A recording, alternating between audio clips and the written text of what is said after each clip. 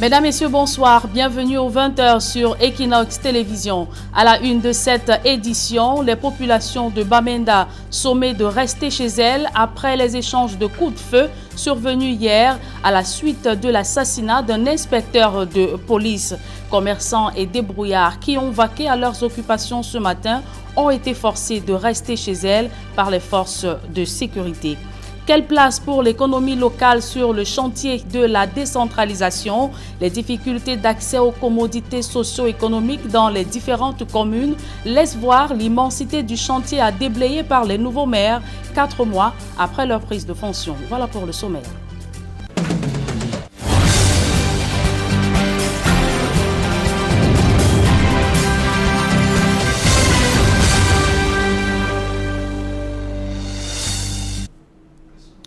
Une fois de plus, bonsoir mesdames et messieurs et bienvenue aux 20h sur Equinox Télévision. Je vous le disais en titre, la vie a repris son cours normal à Bamenda après la panique causée par les échanges de tirs entre les forces de l'ordre et les séparatistes. Les populations ont vaqué ce jour à leurs occupations avant d'être sommées par l'armée de rentrer chez elles. Cette situation intervient à la suite de l'assassinat ou la fusillade d'un inspecteur de police par des individus présentés comme des séparatistes. Le follow-up de cette actualité, c'est avec Jean-Paul Chouniat. Au lendemain d'une nuit mouvementée, en échange de coups de feu entre les forces de sécurité et séparatistes anglophones, la capitale régionale du Nord-Ouest, Bamenda, se réveille dans le calme d'un jour ordinaire, avec des populations ayant toutes vaqué à leurs occupations aux premières heures de la matinée. Mais à peine ces commerçants ont ouvert leurs magasins, installé des marchandises sur des comptoirs à Commercial Avenue ou encore à Food Market. Tout se referme aux boutiques, emballent tout, sur injonction des hommes en tenue patrouillant dans la zone, laisse entendre un commerçant sur place. Le pas alors alerte, parfois à la petite foulée. Chacun s'empresse de regagner son domicile et se mettre à l'abri. Et face à un ghost town imposé, c'est donc le sauve qui peut. Nul n'étant sûr de la partie de film western qui pourrait se dérouler à tout moment entre les forces de sécurité et les Amba Boys dissimulés d'entre les populations. Ici, les populations de Bamenda ont encore tout frais dans leur mémoire. Ces détonations d'armes à feu qui ont créé une peur bleue sur la ville avec des dégâts matériels importants. Véhicules endommagés par des impacts de balles qui ont sifflé à tout vent en après-midi d'un 1er septembre 2020, à la suite de la mort brutale d'un jeune inspecteur de police abattu à bout portant par 2 individus armés et présentés comme des séparatistes anglophones. Et l'on a frôlé le pire sur la route Konsamba-Yaoundé. Un bus de transport en commun en provenance de Konsamba a achevé sa course folle dans un ravin à Baganté. Si aucune perte en vie humaine n'est à déplorer, de nombreux blessés ont été enregistrés. Jérôme Narcisse Sobzé. Encore un accident de la route dans la région de l'Ouest. Lundi dernier, un bus de l'agence Charter Voyage en provenance de Konsamba et qui se rendait à Yaoundé a fini sa course dans ce ravin dans la localité de Ntchunjim, un village du groupement Baganté. Selon des informations puisées à bonne source, ce bus qui avait à bord 77 personnes n'a enregistré aucune perte en vie humaine, mais une soixantaine de blessés graves en soins intensifs aux cliniques universitaires des montagnes de Baganté. Nous avons reçu près de 60 blessés et la situation est sous contrôle. Pourquoi? Parce que même les cas les plus graves, nous avons pu juguler à tout cela et ces cas-là, leurs vies sont hors de danger.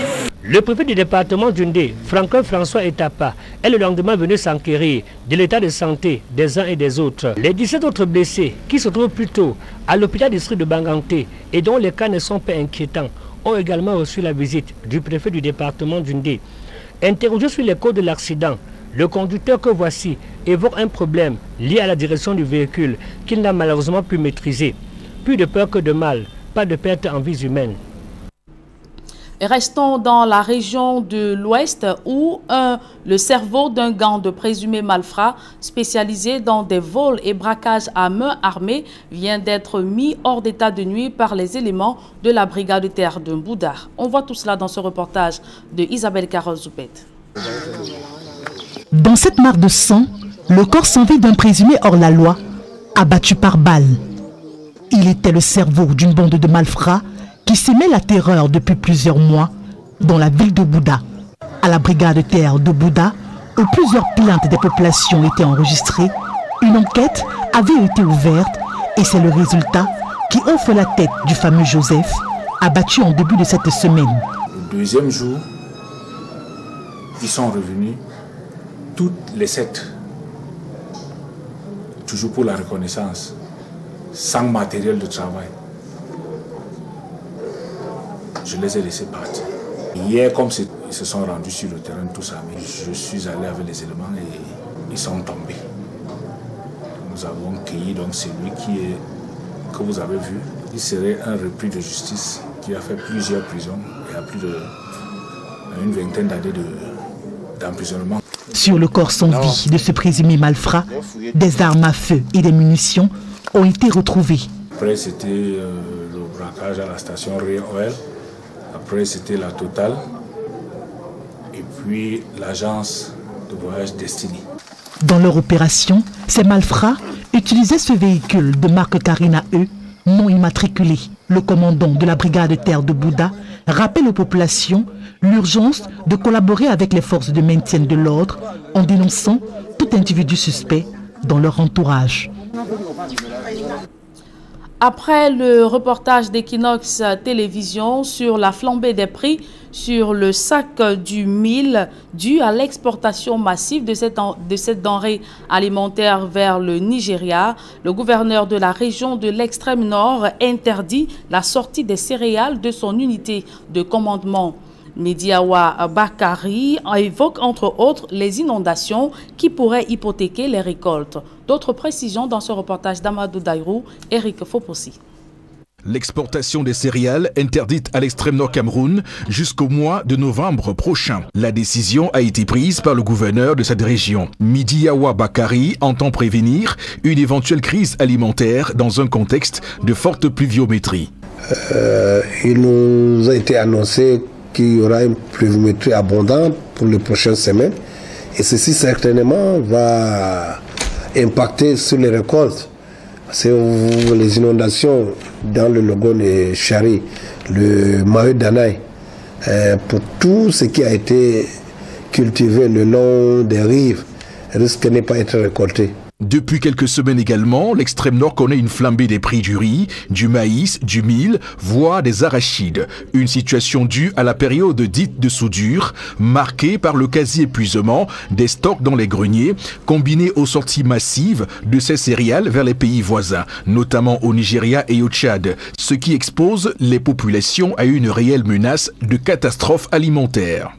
L'Office céréalier a certes quelques réserves, mais selon nos experts, ces réserves ne peuvent pas nous permettre de traverser cette phase. Nous en appelons donc à la compréhension de tous les acteurs.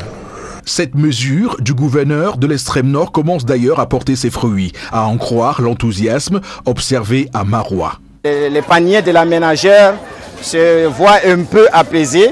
Parce que non, il y a seulement 2 semaines avant l'interdiction, il y avait des camions qui transportaient, qui déchargeaient des denrées, des maïs, des céréales, du mil, ce qu'on appelle souvent communément le sorgho. Seulement, dans un pays marqué par une corruption généralisée, il y a de quoi émettre quelques réserves. Il faut bien même contrôler, il faut voir les gens qui restent dans leurs frontières là, voir qui va être là-bas pour ne laisser pas même le camion sortir.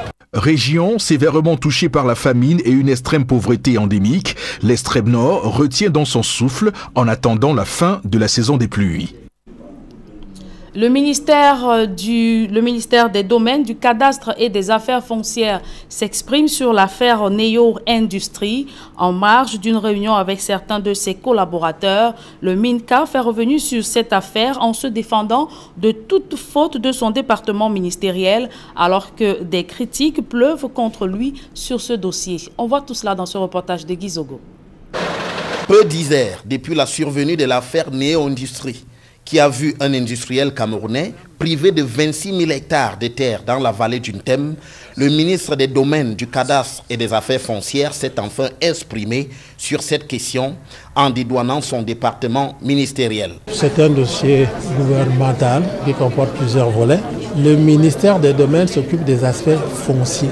Un projet est soumis au gouvernement et fait l'objet d'examen en amont par d'autres départements ministériels. Le MINCAF met à disposition des terres sur demande et conformément aux dispositions en vigueur. Les décisions sont prises par la hiérarchie au niveau du gouvernement. Poursuivant son argumentation, Henri Eyebe Aïssi dit se limiter à son domaine de compétences tout en s'appuyant sur les avis des autorités administratives. Le ministère agit en concertation avec sans doute les autres départements ministériels, mais uniquement dans son domaine et surtout sur la base des dossiers transmis par les autorités administratives territorialement compétentes. Au stade actuel, nous nous limitons à dire que les dispositions prises ont créé un retour à la paix sur le terrain pendant que nous aurons l'occasion de faire le point de l'ensemble des contours de ce dossier-là. Ce que l'on apprend également du ministre des Domaines, du Cadastre et des Affaires foncières dans ce dossier Néo-Industrie, c'est que cette affaire n'est pas close. Lorsqu'une décision du gouvernement est prise pour appuyer un projet, le MINCAF assure ce qui dépend de lui. La paix est revenue sur place, le traitement du dossier se poursuit, les directives prises par la hiérarchie seront exécutées par les départements ministériels compétents. Le MINCAF fera ce qui relève de lui. Cette sortie de Henri Eyebe Aïssi dans le cadre d'une réunion de travail avec certains responsables régionaux et départementaux de son département ministériel à Yaoundé a aussi donné lieu à un rappel de la volonté d'assainir. Il nous revient de relever le défi du règlement de l'abondant contentieux foncier et domanial qui plombe les aspirations légitimes de nombreux Camerounais de bénéficier d'une sécurité foncière et domaniale. Nous devons enfin veiller de façon plus globale à lutter énergiquement contre la corruption et les comportements déviants. En proie à ces fléaux que sont les occupations anarchiques, les accaparements de terres, l'intensification, ou tout au moins l'intense spéculation foncière que nous observons. Sur ce terrain, le ministère des Domaines, du Cadastre et des Affaires foncières a du pain sur la planche au vu des critiques consécutives à l'affaire Néo-Industrie. 15 mois de détention provisoire et toujours pas de jugement pour Paul Chouta, le web journaliste et lanceur d'alerte croupi à la prison centrale de Yaoundé-Kondengui. Des défenseurs des droits de l'homme et organisations de la société civile dénoncent de violations graves dans le dossier Paul Chouta depuis l'arrestation jusqu'à l'étape actuelle du dossier. Ils l'ont fait savoir au cours d'un point de presse tenu ce jour à Yaoundé. Et à ce propos, je vous propose d'écouter Cyril Roland de Besson. Elle est la directrice exécutive de Nouveaux Droits de l'Homme Cameroun. Nous sommes une fois de plus dans la matérialisation de l'inversion de paradigme. L'inversion selon laquelle la présomption d'innocence soit substituée à la présomption de culpabilité. Nous mettons ainsi en exergue une arrestation arbitraire, une garde à vue illégale et abusive, une détention tout aussi arbitraire avec en prime le refus total de mettre en application les dispositions pertinentes de l'article 224 du Code pénal relatif à la liberté sous caution. Hélas, nous avons l'impression d'être dans l'affaire Chouta, plus proche d'une affaire kafkaïenne que d'une procédure judiciaire dans un état de droit. Parlons éducation à présent. À quelques semaines de la reprise des cours, les chefs d'établissement scolaire tirent la sonnette d'alarme sur le recrutement des enseignants pour faire face au système de mi-temps initié par le ministre des Enseignements secondaires. Et dans le reportage qui va suivre, vous verrez comment ces chefs d'établissement s'attellent à la mise sur pied des différents emplois du temps. D'autres précisions avec Sylvestre Zangao et Georges Mitterrandam. Comme d'habitude à l'approche de la rentrée scolaire, les parents d'élèves se bousculent pour garantir une place à leur enfant dans un établissement. Mais ici, au lycée bilingue de Bépanda, le mot d'ordre du ministre des enseignements secondaires est une règle. Pas de recrutement possible. Les effectifs de 50 élèves par classe doivent être respectés. Avec le contexte Covid, il est difficile, absolument difficile de parler de recrutement maintenant. Nous sommes déjà même en situation d'effectifs pléthoriques. Désormais, il faudra faire des emplois du temps sur la base de 50 élèves par classe, histoire de respecter les mesures de distanciation. L'administration et le corps enseignant du lycée bilingue de Bépanda se préparent à une année scolaire dans une formule de mi-temps. Mais ce ne sera pas sans conséquences. S'il nous faut respecter les mesures barrières, il n'y a que le système de mi-temps qui puisse nous permettre de garder nos élèves, que nous sommes obligés de garder. C'est des enfants régulièrement inscrits au lycée bilingue de Bépanda. Qu'allez-vous faire de cet élève qui passe de la 6e en 5e? Vous n'allez pas lui dire d'aller ailleurs. Et même ailleurs, les mêmes mesures, je crois, les mesures sont respectées. Cela va sans dire qu'avec ce nouveau système, il faut absolument s'arrimer. Et déjà, il y a une équipe à pied d'œuvre qui est en train d'élaborer un emploi du temps sur cette base. Et nous avons besoin, dans les deux systèmes, de 116 enseignants. Nous sommes en train donc de recevoir les demandes des différents postulants. Et il y aura également une équipe qui va étudier chacune de ces demandes pour que nous puissions recruter des vacataires. Nous en avons besoin. Au lycée d'Aqua, le suivant général et son équipe s'attellent à la confection des emplois du temps, en envisageant déjà la tâche qui sera plus importante. Et il y a des grosses difficultés que nous avons. Déjà, les quotas horaires ont diminué parce que nous passons de 35 heures par semaine à 25 heures. Nous sommes obligés de réduire les quotas horaires par matière. Ça demande également plus d'enseignants. Ça fait qu'on sera obligé de recruter davantage de vacataires. Étant donné qu'il y a plus de salles qui seront ouvertes en système de mi-temps. Donc plus d'enseignants et moins d'heures de cours par matière. Depuis le 1er septembre, les inscriptions sont ouvertes pour les élèves du secondaire auprès des institutions partenaires à leur ministère et des dérapages ne manquent pas. D'où le rappel à l'ordre de l'intendant du lycée d'Aqua. Passez d'abord à l'établissement auprès de l'intendante, vérifiez si le nom de l'enfant figure sur les listes en cours, parce qu'il y a même d'autres qui sont exclus. Et ensuite, je délivre le quitus. À ce moment-là, il peut suivre le procédé. La date officielle de la rentrée scolaire est fixée au 5 octobre 2020. Quel bilan pour les collectivités territoriales décentralisées? 4 mois après leur prise de fonction, les maires tentent d'imprimer leur marque dans un contexte de lutte contre le coronavirus.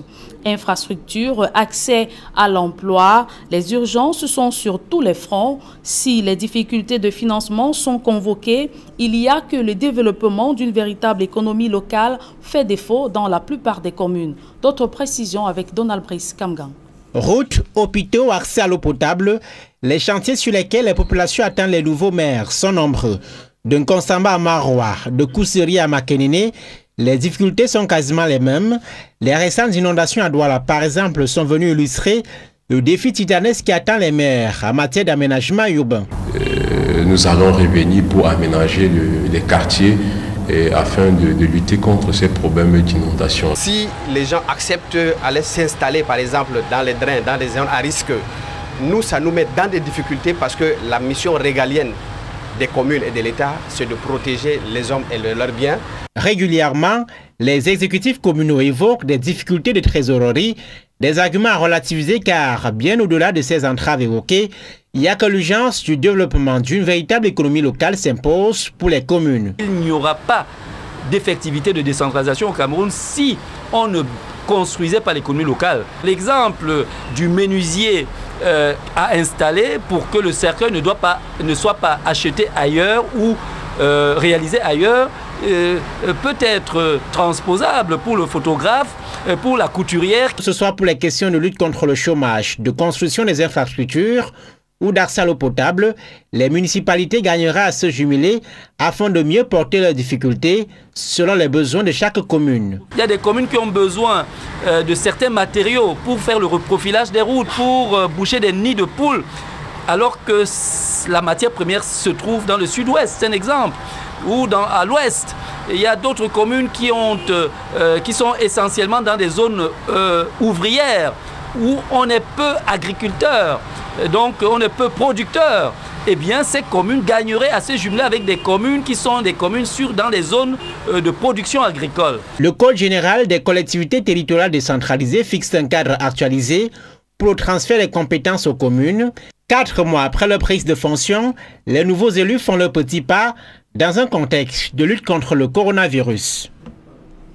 127 milliards de francs CFA, c'est le budget prévu pour le bitumage de la route Ebolova-Kribi en passant par Akom 2. Seulement, les travaux tardent à démarrer depuis plusieurs années aux grandes dames des populations. Xavier Foka. Annoncé aux populations depuis 2011, les travaux de bitumage de la route Ebolova-Kribi par Akom 2 n'ont toujours pas démarré. Malgré la présence de cette enseigne qui annonce pourtant le début des 10 travaux. Là qu'elle n'est là que de nom, peut-être pour faire croire, n'est-ce pas, aux Camerounais que les travaux sont effectifs sur le terrain, mais je vous garantis que sur cette route, il n'y a pas de travaux, il n'y a aucun travail qui a commencé. Ces populations attendent pourtant avec beaucoup d'impatience le premier ronflement des engins qui pourrait être d'un grand apport dans le développement de leurs activités. On a rangé notre route là. Moi-même qui fais la meuse, je devais aller au village à 17 km, travailler les champs et venir peut-être chaque jour. Mais on nous trompe avec la plaque là, il faut qu'on l'enlève. En précisant que le retard observé ne dépend pas d'eux, les responsables de l'entreprise en charge des travaux annoncent que le début sera effectif dans quelques mois. Même si on est confiné en Italie, là-bas, notre techniciens sont en train de travailler et pour l'achat de matériel et pour les engins qui sont déjà contractualisés pour descendre sur le terrain. Première de 2020, le démarrage effectif des travaux, c'est ce que nous avons préconisé, prévu. Approché pour en savoir davantage, le responsable de la délégation régionale des travaux publics pour le Sud déclare hors caméra que ce dossier se gère depuis Yaoundé. En attendant donc que les travaux puissent effectivement démarrer, ce sont les populations qui subissent le martyre sur cette route. Mettons à présent le cap sur la ville de Kribi dans le sud, où de nombreux orphelinats peinent à joindre les deux bouts pour une meilleure prise en charge des enfants abandonnés. Sans appui réel de l'État, ils comptent désormais sur l'unique solidarité des âmes de bonne volonté. Joseph Abena. La prise en charge des orphelins et des enfants abandonnés ici est une véritable préoccupation. Par manque de moyens, les constructions peinent à s'achever lorsqu'elles ne sont pas tout simplement abandonnées. Mais l'épineux problème, c'est la nourriture de chaque jour. En fait, c'est vraiment quelque chose de beaucoup pour nous, parce que l'histoire de la nourriture de chaque jour, c'est vraiment un grand défi. C'est vraiment un grand défi, la nourriture de chaque jour. Parce que même dans les familles, c'est un peu de 5 personnes comme ça, là, c'est vraiment déjà dur. Donc avec plus de 30 enfants, c'est encore plus compliqué. Ces enfants qui ne connaissent pas généralement leur géniteur vivent parfois des moments de joie. C'est le cas ce jour de recevoir les dons d'un groupe de femmes motivées par la foi chrétienne. Vous savez, c'est notre plus grande mission ici sur la terre, de nous envoyer sur la terre, de démontrer son amour, nous ces enfants. Quand tu acceptes Christ dans ta vie, il faut démontrer cet amour qu'il lui-même nous a démontré, de venir sacrifier sa vie. Et c'est cet même amour que nous, ces enfants, parce qu'on a cru à son nom, nous sommes en train de démontrer, à venir vers ceci. Parce que quand je viens chez ces enfants comme ça, je suis en train de faire l'œuvre de Dieu. Dans cet orphelinat, voici un bébé reçu seulement à 2 semaines de sa naissance. Quand on est venu ici par moyen de ses parents étaient, donc d'après ce que j'entends, ses parents, sa mère, où elle est morte à la naissance, où elle est venue, donc on est venu laisser l'enfant ici là. Donc en 2 semaines, depuis 2 semaines, l'enfant est venu jusqu'à maintenant. Un pasteur qui visite les lieux ne reste pas insensible à cette situation de détresse de ces enfants orphelins. Nous vivons, mais nous ne connaissons pas la minute, l'heure ou la seconde de notre départ. Nous venons visiter les enfants orphelins. Nous ne savons pas si demain les nôtres seront également orphelins. Parce que ça va arriver un jour. Donc ce que je voulais véhiculer là est que chaque personne puisse apprêter son départ. Nous devons tous apprêter notre départ de la terre. Nous devons apprêter notre départ en nous attachant à celui qui nous a créés. Mais l'avenir des orphelins n'est pas toujours sombre, malgré les difficultés à surmonter. Je suis un orphelin et j'en suis fier. Il faut commencer par l'assumer. Un orphelin, c'est pas la fin du monde. Plutôt, c'est même beaucoup de bénédictions de Dieu. Être orphelin, c'est s'assumer. Et quand tu t'assumes d'être orphelin, tu as toutes tes chances de réussir dans ta vie. C'est ainsi que je me suis assumé. J'ai assumé ma position d'orphelin et j'ai commencé à travailler dur, à comprendre qu'il fallait que je travaille dur pour sortir de là. J'ai même suis allé jusqu'à manger du sale pour éviter de voler. Parce que c'est souvent la faim qui pousse les gens à voler. Donc je suis un échantillon d'orphelin qui a su s'assumer et qui a mangé du sable aujourd'hui, qui a la tête d'une structure qui emploie les Camerounais. Faute du soutien des pouvoirs publics, les orphelins sont contraints de compter sur l'unique foi en Dieu, capable de mobiliser en leur faveur des âmes de bonne volonté. À présent, l'actualité au-delà de nos frontières, c'était un moment historique pour la communauté économique des États de l'Afrique centrale. Les membres de la nouvelle commission ont prêté serment au Gabon. Les promus ont réitéré leur volonté de veiller à l'intégration des pays de la sous-région afin de mener des politiques coordonnées. Gladys Sidi. C'est une première. Après la réforme constitutionnelle de la Communauté économique des États de l'Afrique centrale, les membres de la commission ont prêté serment. C'était au cours d'une cérémonie présidée par le président en exercice de la CEEAC, Ali Bongo Ondimba. Le nouvel organe issu de la réforme adoptée en 2019 est entré en vigueur. Son président, l'Angolais Gilberto da Piedade Verissimo, dans son discours, a énoncé des questions d'ordre sécuritaire, mais aussi la libre circulation des personnes et des biens sur lesquels il faut se pencher en urgence en vue de garantir le développement de la sous-région. Un examen, même superficiel, des résultats des activités de la CAC dans quelques domaines que ce soit, au cours de ces quelques 37 années d'existence, montre que notre communauté sous-régionale a fait très peu de progrès par rapport à ses objectifs. Et par conséquent, c'est actuellement l'une des communautés économiques régionales africaines les moins développées. La CAC dispose donc d'un instrument pour la remettre sur les rails de l'intégration régionale.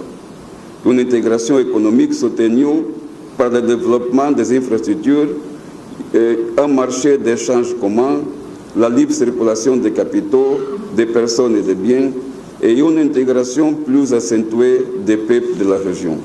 Nous nous déclarons ici en mission pour réaliser la vision qui consiste à faire de l'Afrique centrale un espace avec un avenir commun, dans un environnement de paix, de sécurité et de stabilité, assuré pour le développement soutenable, la bonne gouvernance, la liberté, la justice et l'amélioration croissante des conditions de vie de ses citoyens. Le président gabonais, de son côté, a expliqué que cet organe fraîchement installé symbolise la volonté forte d'intégration des pays de la sous-région afin de mener en commun des politiques coordonnées et efficaces au bénéfice des populations. Le bureau de la nouvelle commission est composé de 7 membres. Parmi eux, la Camerounaise Marie-Thérèse Chantal Mfoula. Elle s'est vue confier le commissariat de l'aménagement du territoire et infrastructure. Rappelons que les membres de la nouvelle commission de la CEEAC avaient été désignés lors de la 17e session ordinaire de la conférence des chefs d'État et de gouvernement qui s'est tenue par visioconférence le 30 juillet dernier. Leur mandat est de 5 ans.